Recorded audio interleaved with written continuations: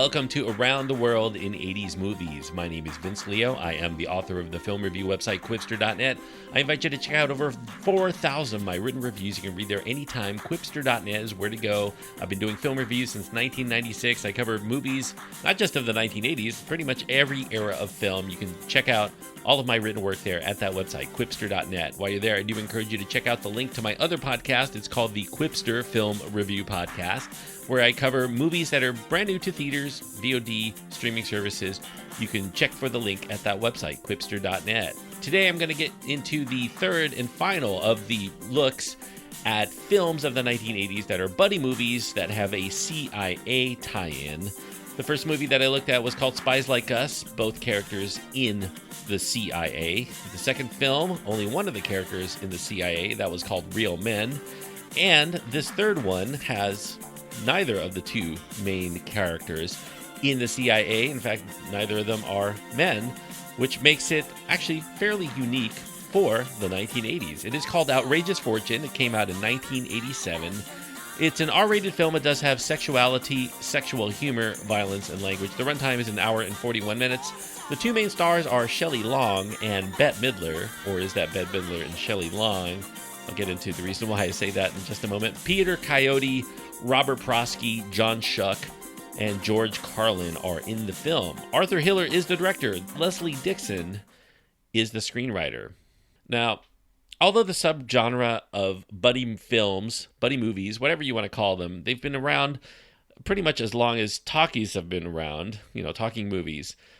Outrageous Fortune is notable for being the first buddy comedy from Hollywood to boast two female actors as the stars. Now, there are some possible exceptions that, you might bring up. I think Desperately Seeking Susan certainly could qualify, although I would say that Madonna has much more of a supporting role. She doesn't share much screen time with the lead, Rosanna Arquette, in that film. Nevertheless, there have been other female buddy comedies, one being a big one from 1980 that I will probably talk about fairly shortly. It's called 9 to 5, that had 3 female leads, so it's a buddy comedy, but it does have 3. This one isn't really about female empowerment like 9 to 5 was, but it's much more about female rivalries, female friendships. In most respects otherwise, it pretty much follows the formula of a typical male buddy comedy. It just happens to star women, although it does represent the comeuppance of a dishonest and later abusive male paramour who truly deserves it, and it does affirm female values and camaraderie in a very lighthearted way, especially as it draws towards its vengeful conclusion. Here, Shelley Long playing a prissy, longtime acting student named Lauren Ames. Lauren has never gotten an actual gig despite many, many years of training as an actor. She finally does find some hope when she makes her way into this prestigious drama class that's led by this all-time great international acting coach from Russia. Bette Midler co-stars as Sandy Brozinsky. She's this mouthy, earthy waitress who suddenly finds herself in the same class, although she does not have any of the same talent or even desire to really be there until she actually gets there. The two end up having a personality clash pretty much immediately, and it only gets worse once it's discovered that they are actually both in a relationship with the same dreamboat of a man, Michael Santers, who's played by Peter Coyote. Santers, sometime later, ends up faking his death for reasons that the ladies have to end up putting aside their petty differences to discover, and mostly they want to do this because they want him to choose between them. They're willing to forgive him for basically leading this life they did not know about and cheating on them on the side. Their collaborative adventure sees the two going on this cross-country trip only to find that there's much more to Michael that they never knew, and that's something which gets them on the run from KGB agents, the CIA, and they hope to come out alive. And the MacGuffin of the film is this toxin that can destroy all vegetation within miles with just a few drops on the ground. Now, Outrageous Fortune's script is written by Leslie Dixon, her first to ever be made into a feature film, although this is her second to actually be written. She wrote the screenplay to Overboard, which I talked about on an earlier episode. It came out actually the same year in 1987. Leslie Dixon was hired by the producers, Robert Court and Ted Field. They were from Interscope Communications. They wanted her to do revisions for another script while she was there, and they liked what she was doing. They subsequently offered her the chance to develop a female buddy comedy idea that they had been trying to get off the ground for a few years through several teams of male screenwriters, but they were having little success. Unlike those efforts, Leslie Dixon's take would end up proving successful, and it was put immediately into production without very many revisions. And it ended up getting shot by director Arthur Hiller, almost verbatim to what she had on the page. Now, that verbatim part is interesting, given that the film does feature a literal cliffhanger ending that echoes Alfred Hitchcock's North by Northwest. That's something that Arthur Hiller had done before. He directed a 1976 hit buddy comedy called Silver Streak. That one had Gene Wilder and Richard Pryor. That was a buddy movie. It was also a Hitchcockian film in its execution, but this one, I would not say it's Hitchcockian per se. It does have the aforementioned MacGuffin, but there are more allusions to another great master storyteller.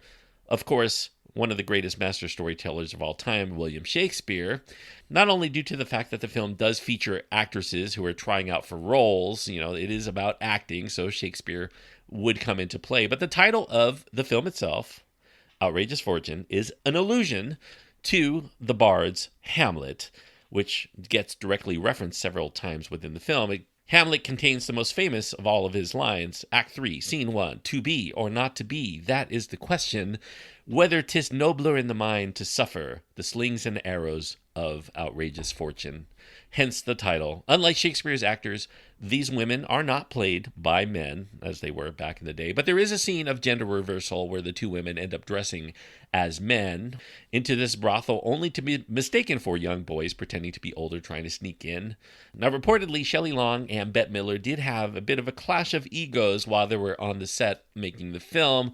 Although their different personalities were the primary reason they were put together, it does work for the comedy that we see on the screen. If they don't get along, it does feel natural. Now, one of the clashes that they had was about getting top billing for the movie. Shelley Long did have most of the screen time, but Bette Midler was the bigger movie star going into this film. Shelley Long, she had signed her contract. This contract had guaranteed her top of bill status, but it ended up getting renegotiated to a shared spotlight when Bette Midler, who was pretty hot after back-to-back hits with Down and Out and Beverly Hills and Ruthless People, she became a viable option to co-star along with Long. A compromise ended up getting struck by their agents. They suggested that they split the billing based on the location. When they did prints of the film, Bette Midler, as the star, would be top billing for showings east of the Mississippi, while Shelley Long would get the nod west of the Mississippi. This also held for video releases when they were going out. Depending on where they were being shipped out, you would get either Shelley Long or Bette Midler listed first on the cover.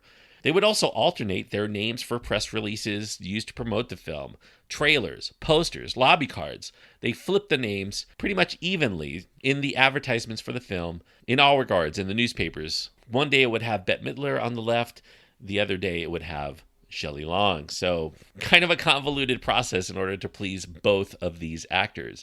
Bette Midler had discovered that she was pregnant shortly after signing on to Outrageous Fortune, even considered declining the project once she discovered it because of the physical nature of the performance here. Although she was under a 3-picture contract with Disney and Touchstone. To maintain her compliance and to avoid delays, the studio ended up negotiating with Midler so that she could perform very limited stunt work to try to make sure that there were no issues. She did jump into those stunts probably a little more than they would like. To hide the bump, the baby bump if you prefer, Bette Midler ended up wearing an old pair of roomy pants and an oversized orange sweater as part of her wardrobe throughout the film. And meanwhile, she would suffer a bit of a setback with the loss of her father. But being the lifelong show business professional that Bette Midler is, she ended up soldiering on through all of that to deliver the very light and effective comedy. She would end up getting a Golden Globe nomination for her performance in Outrageous Fortune. Shelley Long, meanwhile, had left her stint on the wildly successful TV show Cheers to pursue an acting career in the movies, and Outrageous Fortune ended up being a pretty good effort in that regard to make everyone think that she could have a lot of success. Unfortunately, it didn't quite pan out probably the way that she liked over the next subsequent films. Now, in Outrageous Fortune, the two would-be actresses get more of a lesson on how to act than they would do in the acting class. They end up having to don a variety of disguises and to take on a plethora of different personalities, different accents in order to either try to gain information or to make a slick getaway. The plot of the film is often nonsensical. I mean, there are elements of this film. For instance, both ladies end up hiding inside different tumbling industrial dryers at a laundromat. There's no way that they could both close those dryers to end up inside them and then push the button to have them run. So it's a film that plays mostly for laughs above all else. If you try to think about what's going on in each scene, it probably will fall apart for you.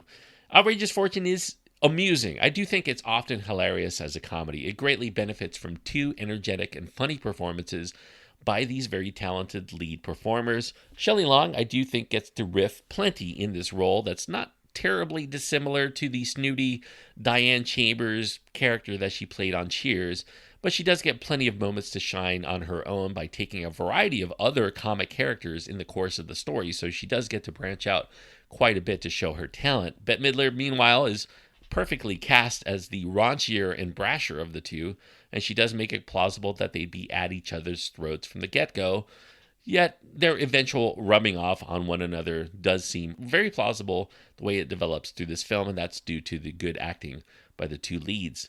Now, there was some grumbling at the time about the chosen date of release, January 30th, 1987. Now, January has long been considered a pretty weak month to release new films, usually is considered a dumping ground by a lot of studios. The Christmas release blockbusters are still dominating the box office, and then you start filling up the movie theaters with Oscar contenders because the Oscars get named.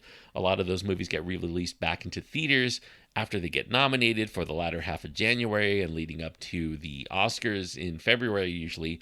However, Touchstone Pictures did have success the year before with the January 31st release of that other Bette Midler vehicle I talked about earlier, Down and Out in Beverly Hills.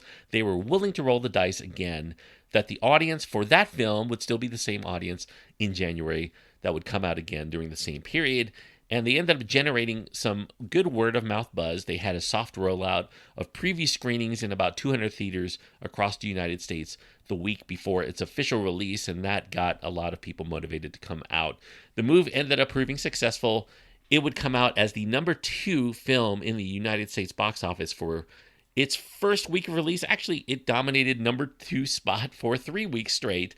You know, it did happen to come out behind what would end up being another surprise juggernaut that had been dominating for many weeks, Platoon, so it never secured that number 1 spot, but it held number 2 for 3 weeks and remained in the top 10 money earners for about 10 weeks straight. So Outrageous Fortune was a big hit, and unfortunately, it has not become, I think, the big classic film of the 1980s that probably could have gotten, although it does have fans. It's not a movie that I would consider, you know, when people were thinking of their top 50 favorite films of the 1980s, it may not come up on as many lists as you would suspect, despite its success and despite being generally considered a funny movie by those people who love it.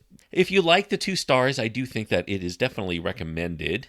And if you like buddy movies and the formula, I do think it's very funny. I personally think it's hilarious. I actually had not seen it for quite a few years, but I did enjoy revisiting Outrageous Fortune. It is a very fun and madcap comedy. 2 comic actresses at their most appealing. You know, Midler and Long are irresistibly fun to watch together, and their odd couple pairing does work wonders, even if they could barely stand each other when the cameras stopped filming. It's unfortunate that they would not want to work again together because I do think that they do a really good job. So for all of that, I will give Outrageous Fortune 3.5 stars out of 4. 3.5 stars is probably higher than most critics would probably give it, but I think it's very funny, and I definitely would want to see this again. In fact, I watched it twice this week, once on my own, and I thought my wife would like it, so I watched it again with her, and she had just as good a time as I did. So, and it was enjoyable watching it a second time in the same week too. So I think that for all of that, I should probably give it 3.5 stars out of 4. A very funny movie, Outrageous Fortune. I do recommend it if you haven't seen it already. Anyway, that concludes my look at films of the 1980s in which there are buddy comedies that have a CIA tie-in. Now, the film I'm going to be reviewing as part of my next trilogy of films kind of ties in a little bit with Outrageous Fortune because, number one, it's a comedy. Number two, it does feature a faked death, just like Outrageous Fortune. A death, by the way, that was faked, in which a burned body comes into play, just like Outrageous Fortune. And one in which the protagonist, it's not a buddy movie, it's a starring vehicle for a particular performer, has to don a variety of disguises in order to ultimately come out on top at the end. It is a film from 1985, and one film that actually has become kind of a cult classic, maybe even a classic among people who like comedies of the 1980s. It stars Chevy Chase, and it is called Fletch, one of two Fletch movies that came out in the 80s, so I probably will cover both of them, and that will be the next movie that I cover, Fletch. Check it out, from 1985, a movie that I really, really enjoyed when I saw it in the theaters when I was about 14 years old. I thought it was hilarious, so I'm looking forward to catching up with that one again for next week's episode, Fletch. Thanks everyone for listening. I hope that you enjoyed this review. If you have your own thoughts on Outrageous Fortune or any other film that I've been talking about here on Around the World in 80s Movies, I do encourage you to reach out to me. Let me know what you think of the show, what ideas you have that I could incorporate in the body of the show, or what movies that I have not covered yet that you would probably want me to get around to sometime soon, because there are a lot of movies in the 1980s. You may be impatient and waiting for them, so just write to me. You can find my contact information all at my website, links to my Twitter feed, Facebook page, Instagram. All of those are adequate ways to get in touch with me. That's at quipster.net, QWIPSTER.net. Until next time, thanks everyone for joining me on this trip around the world in 80s movies.